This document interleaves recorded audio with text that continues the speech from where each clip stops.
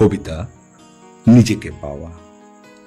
তোমাকে হারিয়ে ফেলে ও না পাওয়ার মাঝখানে আমি এক অন্য আমিকে পেয়েছি।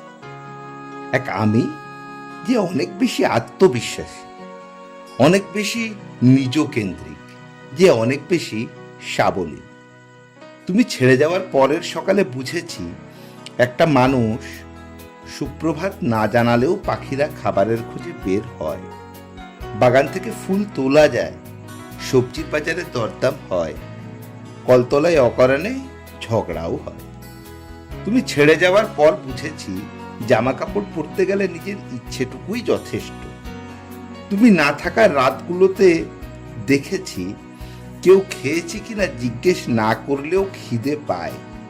তুমি না থাকলেও দেখেছি ঘুম আসে, কবিতা ভালো লাগে, জ্বরজ্বালা হলে সেরে যায় নিজে হতে।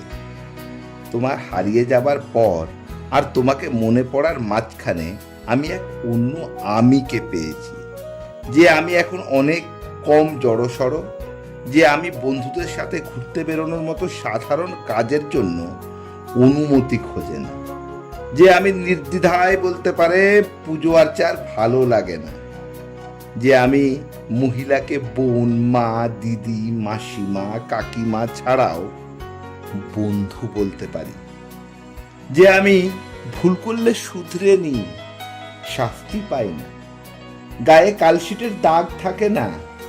তোমাকে হারিয়ে ফেলার পর অনেকবার তোমাকে ফিরে পেতে ইচ্ছে করেছে, কিন্তু তারপর আবার ওই নতুন আমিটাকেও ছাড়তে ইচ্ছে করে না। তোমাকে পেলে সম্পর্ক পাবো, কখনো হয়তো সোহাগ পাবো, নিয়মিত যত্ন পাবো, কিন্তু নতুন আমিটাকে পেলে সাহস পাবো, স্বাধীনতা পাবো, স্বইচ্ছা পাবো, নয়তো নিজের জন্য নিজেকে ভালোবাসতে পাবো। এখন কি করি বলো তো? ভেবে দেখলাম, ঠিক করলাম, থাক, তোমাকে কিছুকাল না পাওয়াই হোক, বরং কিছু যুগ নিজেকে পেয়ে দেখি। ধন্যবাদ।